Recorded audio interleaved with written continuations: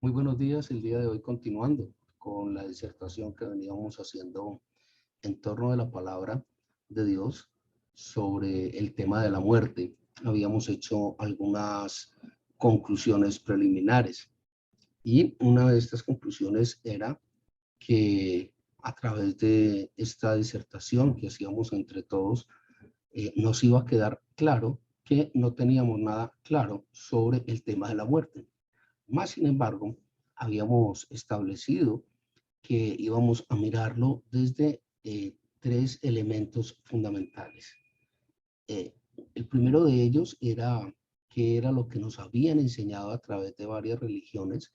El segundo de ellos era la relación entre ese sueño profundo y la muerte, es decir, como esa inmortalidad temporal que presentaban algunas denominaciones llamadas cristianas.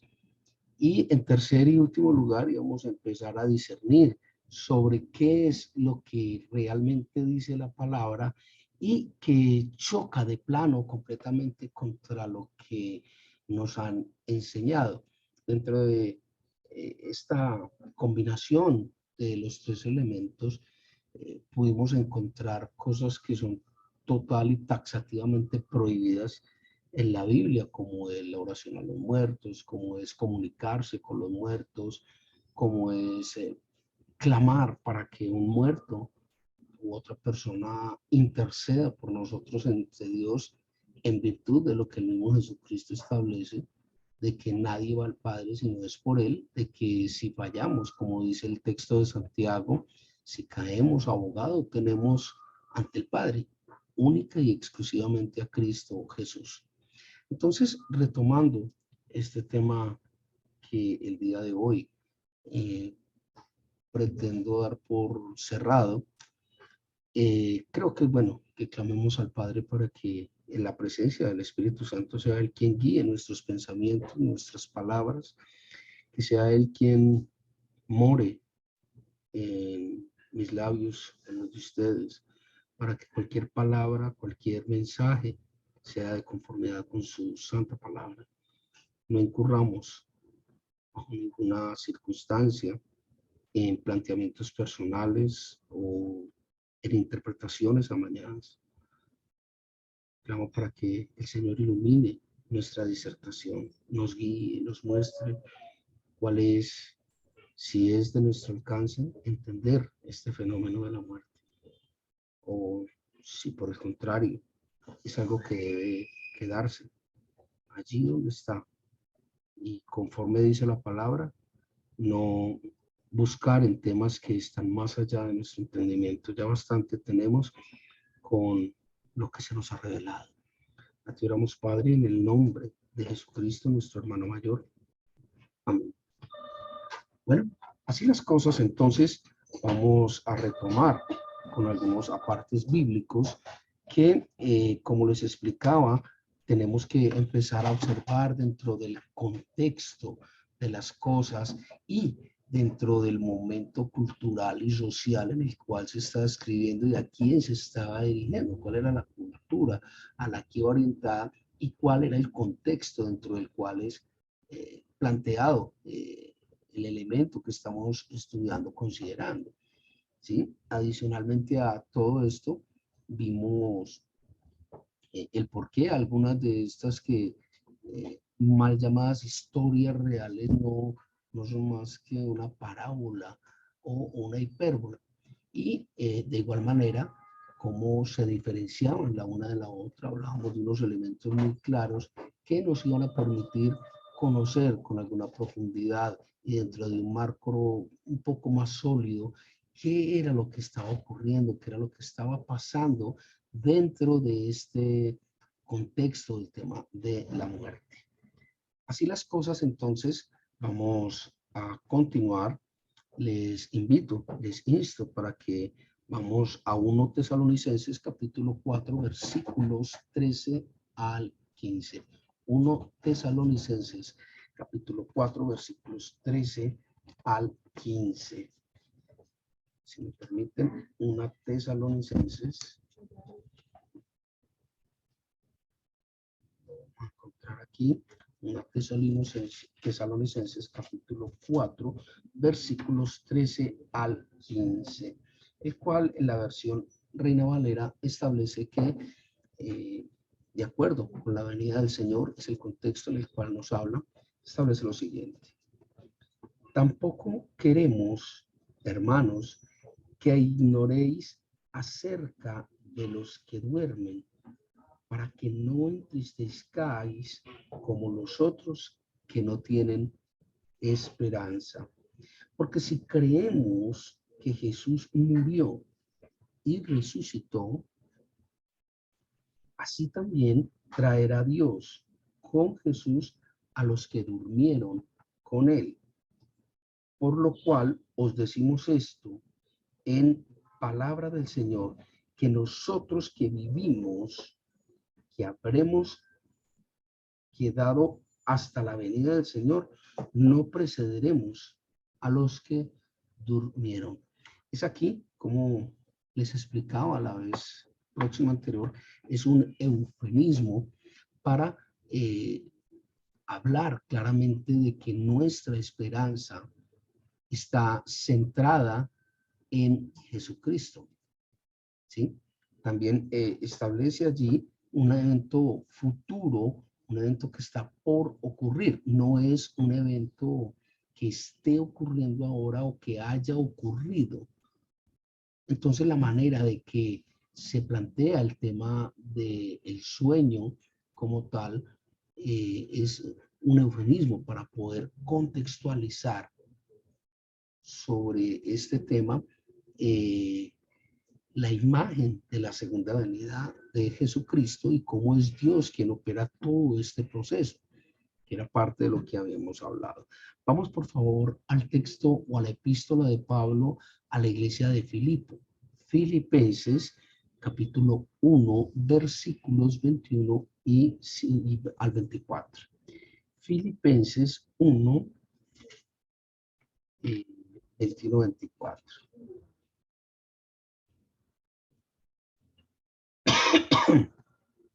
Perdón.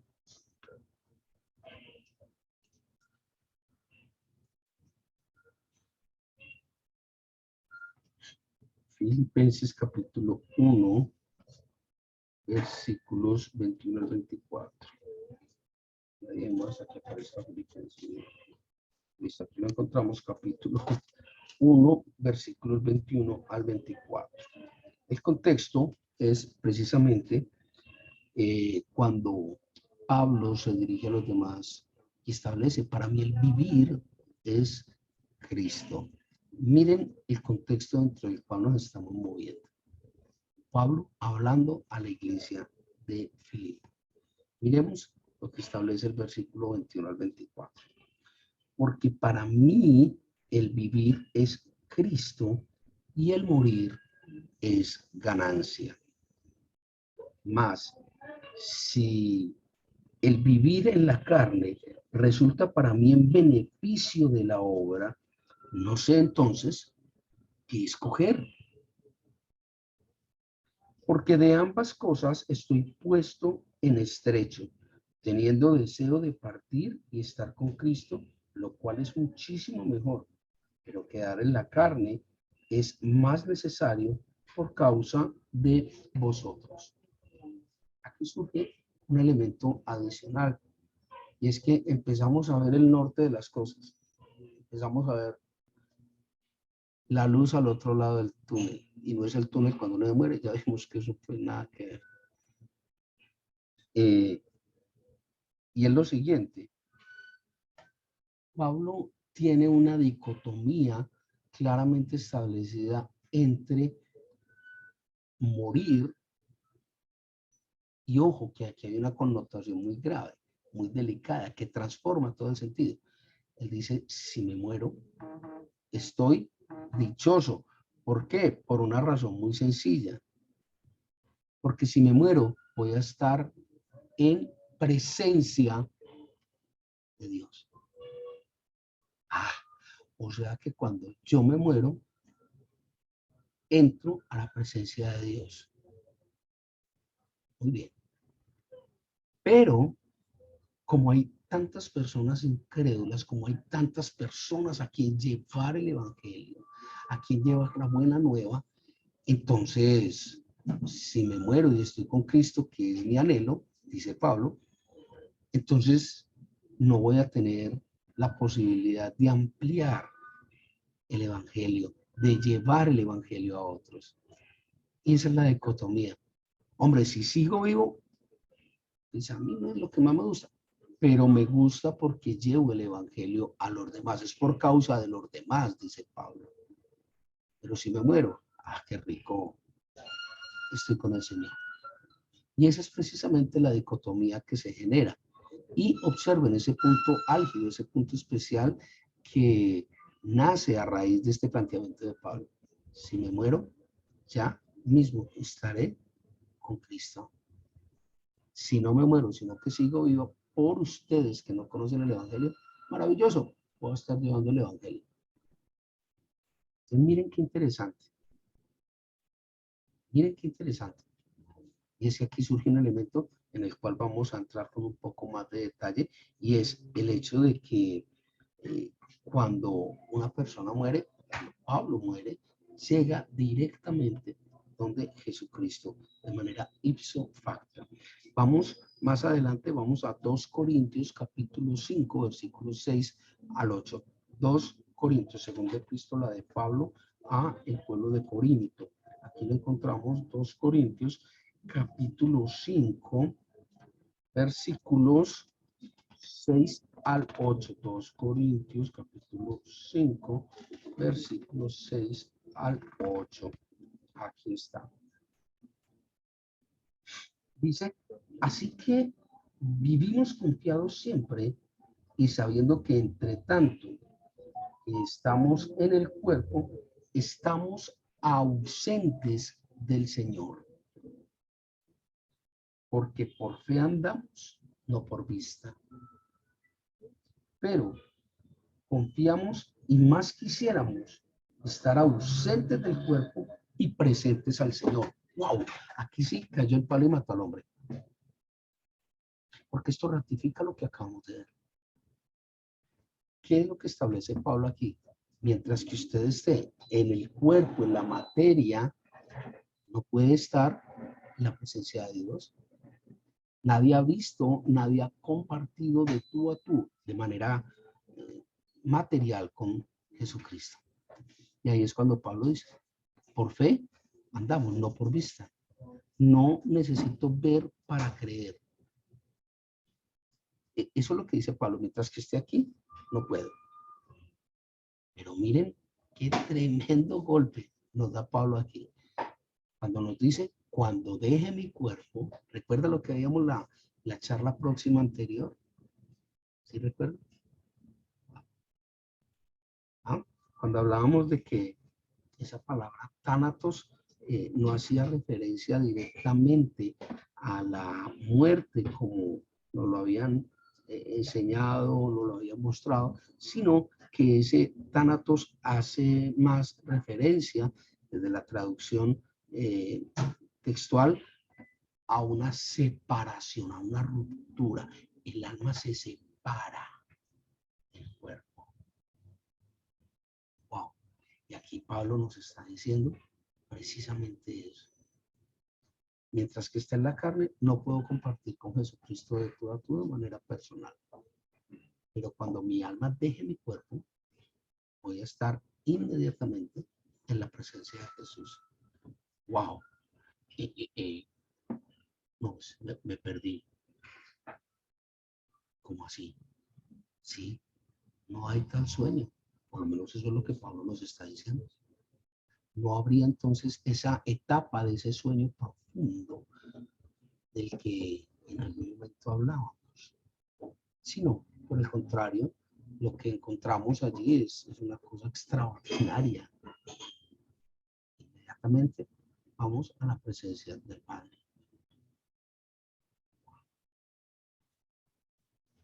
Porque si esto fuera así, lo del sueño, entonces personajes como Moisés, que no conocieron el Evangelio, porque Moisés murió, así claramente está establecido en Génesis, ¿sí? Recuerden que hablábamos de que el mismo Dios se encargó de la sepultura y que por allá adelante debatían el diablo y Miguel, el arcángel Miguel, por los restos de Moisés. Y sin embargo, eh, por allá en uno de los evangelios se nos plantea que Jesucristo, cuando sufrió pues estas luces y cómo irradiaba su rostro y unas túnicas blancas, aparecieron Moisés y Elías. Entonces Moisés estaba dormido, ya fueron despertan ahí, levántate y acompáñame a dar una vuelta. Yo no creo. ¿Por qué? Ya estaba en la presencia de Dios.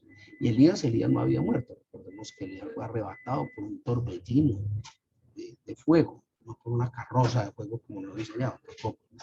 ¿Sí? Entonces, qué interesante lo que nos plantea aquí Pablo, y es que una vez muerto, una vez muerto, ya, de una vez a la presencia del Señor, ahí quedamos. ¿Sí? Muy bien. Vamos, por favor, a nuestra siguiente cita bíblica relacionada con el tema de la muerte, que la vamos a encontrar en Lucas 23, 43. Mateo, Marcos, Lucas, Juan, tercer libro del Nuevo Testamento. Mateo, Marcos, Lucas. Lucas, capítulo 23, versículo 43. Lucas 23, 43. 43, el cual dice lo siguiente. Entonces Jesús le dijo, de cierto te digo que hoy estarás conmigo en el paraíso. Ah, caramba. ¿A quién le está diciendo esto? ¿Cuál es el contexto dentro del que estamos hablando? Estamos hablando de la muerte, de la crucifixión de Jesucristo. Y recuerden que Jesucristo cuando fue crucificado en medio de dos ladrones, uno a cada lado, Dimas y Gestas, llamaban estos dos ladrones, y que uno de ellos se burló deliberadamente, a ver, pues usted no es el hijo de Dios, a ver cómo se suelta el niño, a ver, yo veo, y nada. Y el otro le dijo, aún ni siquiera en este momento te da temor, es Dios, es el Hijo de Dios. ¿Y cuál fue el planteamiento de Jesucristo? Jesucristo no le dijo, hombre, vamos a revisar tu caso y ahí te voy contando a ver si te recibimos en el cielo. No, es no lo que le dijo. Tampoco le dijo, después de que esperemos unas 2 o 3 jornadas, entonces te vamos a dejar cabida en el cielo. Jesucristo no le dijo, mañana vas a estar conmigo en el paraíso o en el cielo. No. ¿Qué le dijo Jesucristo? Usted se muere e inmediatamente hoy va a estar conmigo en el paraíso, en el cielo. Wow. Una vez más. Y esta vez son palabras del mismísimo Jesucristo. Ya no es Pablo hablando a una de las iglesias, sino que es Jesucristo directamente quien le dice, hoy, ahora mismo, cuestión de un rato vas a estar conmigo en el paraíso. Vamos viendo entonces cómo se va cayendo ese velo que de pronto nos habían enseñado, nos habían vendido a través de otras religiones y de pronto de otras cuestiones un poco diferentes, ¿sí? Las historias como que uno se moría y llegaba y veía a todos los seres queridos, que los muertos no tienen memoria y que los ángeles no tienen sexo y que, bueno, en fin, un montón de cosas que, venga, entonces no tiene sexo y si no tiene memoria, usted queda a saber quién era, pues quién. ¿Ah? Muy bien. Vamos, por favor, avanzando con este tema a nuestra siguiente cita bíblica y nos vamos a concentrar en el Evangelio según San Mateo. Mateo, primer libro del Nuevo Testamento, capítulo 17, versículos 1 al 8. Mateo 17, 1 al 8. Mateo 17, versículos 1 al 8. El contexto dentro del cual nos está hablando ahora es la transfiguración, el cambio de la figura de Jesucristo. Este es el evento del que hablábamos hace un instante. Prestemos atención a lo que nos dice aquí. 6 días después, Jesús tomó a Pedro, a Jacobo y a Juan, su hermano, y los llevó aparte a un monte alto, y se transfiguró delante de ellos, y resplandeció su rostro como el sol, y sus vestidos se hicieron blancos como la luz. Y aquí aparecieron Moisés y Elías, hablamos hace un momento de ello, hablando con él. Entonces Pedro le dijo a Jesús: bueno es para nosotros que estemos aquí. Si quieres, hagamos aquí 3 enramadas, una para ti, otra para Moisés y otra para Elías. Mientras él aún hablaba, una nube de luz los cubrió, y aquí una voz desde la nube que decía: este es mi Hijo amado, en quien tengo complacencia. A él oíd. Al oír esto, los discípulos se postraron sobre sus rostros y tuvieron gran temor. Entonces Jesús se acercó y los tocó y les dijo: levantaos y no temáis. Y alzando ellos los ojos, a nadie vieron, sino a Jesús solo. Esta disertación sobre este evento la abordamos hace un momento, está íntimamente relacionada dentro del mismo contexto, ¿sí? Entonces, vamos por favor a Marcos 9, del versículo 2 al versículo 8. Marcos, segundo libro del Nuevo Testamento. Marcos 9, versículo 2 al 8. Una vez más, es la cita, el contexto relacionado con la transfiguración del Señor. Dice: 6 días después, Jesús tomó a Pedro, a Jacobo y a Juan y los llevó aparte, solos a un monte alto, y se transfiguró delante de ellos. Miren qué extraordinario. O sea, hasta ahora vimos que no era una carta, un planteamiento de Pedro, era un planteamiento directamente, una vivencia con nombres propios, con un lugar propio de parte de Jesucristo. Ya lo vimos en Mateo, lo vimos en Marcos. Ahora vamos a ver qué dice Lucas, capítulo 9, versículos 28 al 36. Mateo, Marcos, Lucas, tercer libro del Nuevo Testamento. Lucas, capítulo 9, versículos 28 al 36. El mismo evento de la transfiguración está en 3 de los 4 evangelios.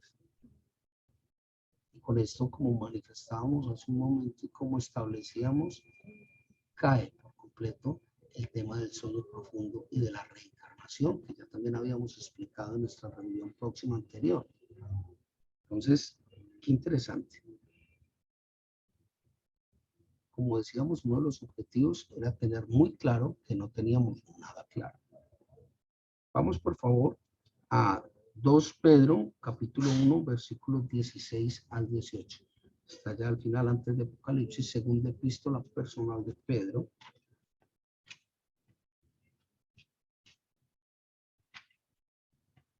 Capítulo 1, versículo 16 al 18, el cual establece dentro del contexto del testimonio que damos nosotros directamente de Cristo. Ese es el contexto, testigos presenciales de la gloria de Dios. Miremos, 16 al 18 estamos, ¿no? Dice: porque no os hemos dado a conocer el poder y la venida de nuestro Señor Jesucristo, siguiendo fábulas artificiales o artificiosas, sino como habiendo visto con nuestros propios ojos su majestad. Pues cuando él recibió de Dios Padre honra y gloria, le fue enviada desde la magnífica gloria una voz que decía: este es mi hijo amado, en el cual tengo complacencia. Y nosotros oíamos esta voz enviada del cielo cuando estábamos con él en el monte santo. Wow. Es decir, Pedro, Jacobo y su hermano Juan fueron testigos presenciales de la gloria de Dios. Manifiesta a través de este evento que, como les decía, está en los tres evangelios: Mateo, Marcos y Lucas. ¿Listo?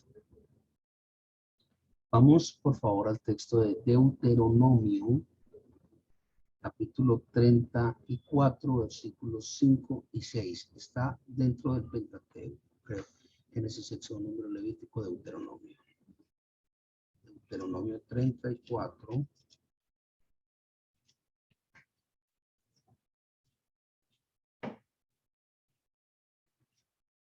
Versículos 5 y 6. 34, versículos 5 y 6. Los cuales hacen, como les decía hace un momento, referencia a la sepultura de Moisés. Vamos aquí, versículos 5 y 6, dice: y murió allí Moisés, siervo de Jehová, en la tierra de Moab, conforme al dicho de Jehová, y lo enterró en el valle, en la tierra de Moab, enfrente de Bet-peor, y ninguno conoce el lugar de su sepultura hasta hoy. Moisés sí murió, pero no durmió, como en ninguna parte establece. ¿Por qué? Porque, como lo hemos explicado a través de estas dos reuniones, esa connotación de sueño viene dada como un eufemismo. Listo. Vamos a las últimas dos citas bíblicas, que ambas están en el libro de Eclesiastés. Vamos primero al capítulo 5 y miramos los versículos del 9 al 7. Eclesiastés, allí, sapiensales.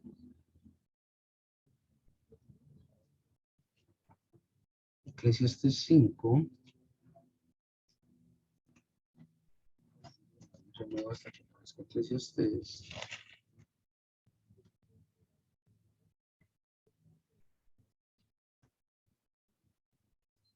Ahí después de Proverbios ya lo encontramos. Eclesiastés capítulo 5, versículos 9 al 7, el cual habla de la insensatez de hacer votos a la ligera. La insensatez de hacer lo que no se debía hacer según la palabra de Dios. Estamos en el texto de Eclesiastés, en el capítulo 5, y vamos al versículo 9 y al versículo 7. Dice el versículo 7: donde abundan los sueños, también abundan las vanidades y las muchas palabras, mas tú teme a Dios. Es decir, si nosotros estamos en un sueño profundo, entonces estamos llenos de vanidades, y los muertos, nada de aquello. Miremos.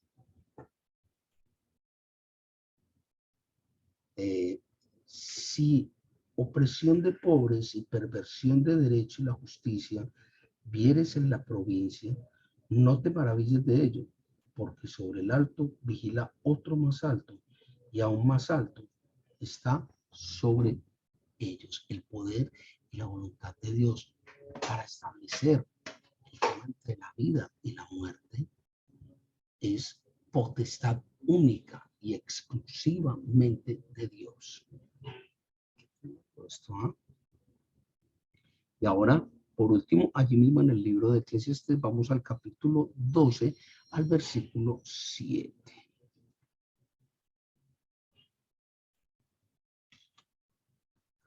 capítulo 12, momento 12, versículo 7, el cual establece una serie de consejos que da allí el autor a la juventud. Dice en el versículo 7, y el polvo vuelva a la tierra como era, y el espíritu vuelva a Dios que lo dio. Habíamos hablado en algún momento que el ser humano tiene tres componentes: el cuerpo, el alma y el espíritu. Y conforme lo dice allí la palabra de Dios, el cuerpo vuelve a la tierra, el espíritu vuelve a Dios, lo acabamos de leer, el espíritu vuelve a Dios que lo dio, y que queda el alma. ¿Y qué es el alma? El carácter, la personalidad, el carácter. Eso es básicamente lo que nos queda, y es ese carácter el que precisamente entra a la presencia de Dios para ser sometido a juicio. Qué tremendo.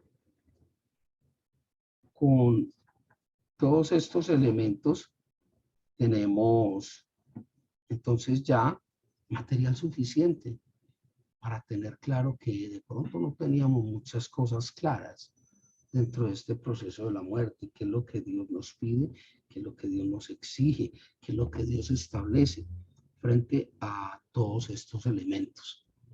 Voy a tratar, se me viene a la mente un elemento un poco distinto sobre una observación que hay en Eclesiastés sobre esta condición.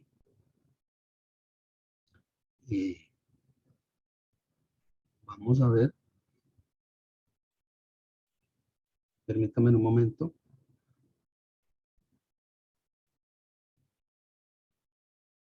Dice en Eclesiastés: porque los que viven saben que han de morir.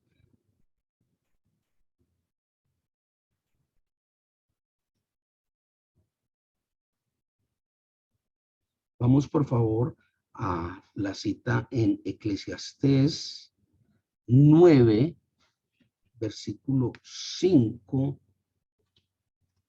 y 6, cual dice: porque los que viven saben que han de morir, mas los muertos nada saben, ni tienen más recompensa, porque su recuerdo cae en el olvido. También su amor y su odio y su envidia fenecieron ya, y nunca más tendrán parte en todo lo que se hace debajo del sol. ¿Así o más claro? ¿Lo cogió? ¿No lo cogió? Ahí te vaina. Va de nuevo. Eclesiastés 9, versículo 5. Porque los que viven saben que han de morir. Inevitable. Mas los muertos nada saben. O sea, él no sabe si fue familiar suyo o no. Él no sabe si sí o si no, si más o menos. Nada sabe. Ni tienen más recompensa, porque su recuerdo cae en el olvido. También su amor. Vayamos a encontrar con todos los seres queridos y nos vamos a abrazar. No. Ni su amor, y su odio, y su envidia fenecieron ya. No hay memoria. Vuelvo y le pregunto: ¿así o más claro? No es una apreciación personal, es una cita bíblica. Una cita bíblica. Es clara, es contundente, es absolutamente translúcida y transparente. Y hay otro elemento adicional a esto, y lo encontramos allí. Ya les voy a decir cuál es la cita.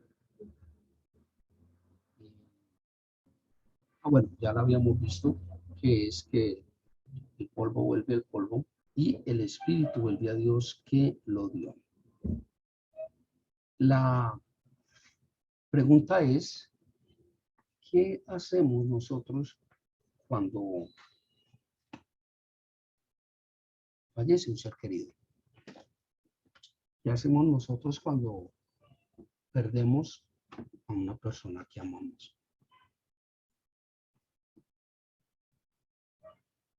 Nos dedicamos a hacerle la novena, nos dedicamos a hablar con él, nos dedicamos a establecer contacto con él, le pedimos que interceda ante Dios por nosotros, o tenemos un vínculo lo suficientemente preciso, sólido con Jesucristo, como para entender y aceptar lo que Jesucristo nos ha dicho.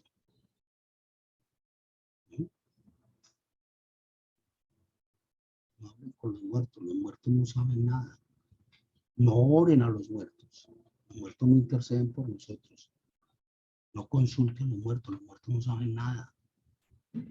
Una vez más los invito a que sigan nuestro curso de demonología los días sábados en la mañana, 7 de la mañana, donde estamos adentrándonos un poco más en este tema de, y entonces, ¿por qué cuando hablamos de una oveja sí responde?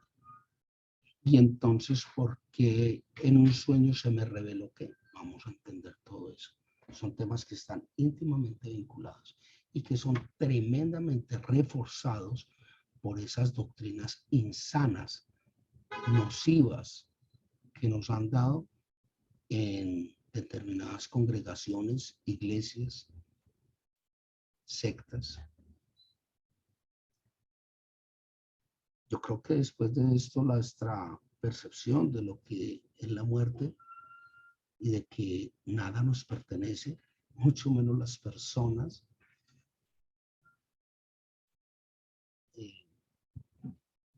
va a cambiar un poco. Yo confío y oro al Señor para que nos dé fortaleza, para que nos dé claridad, nos dé sabiduría, para que nos permita ese dominio propio y su humildad de corazón para agradecer a Él por todo, para agradecer aún cuando nuestros seres queridos se marchan y agradecer por el año, por el tiempo que nos fueron prestados para hacer nuestra vida mejor. A ti oramos y clamamos, Padre, en el nombre de Jesucristo, nuestro hermano mayor. Amén. Feliz y bendecido resto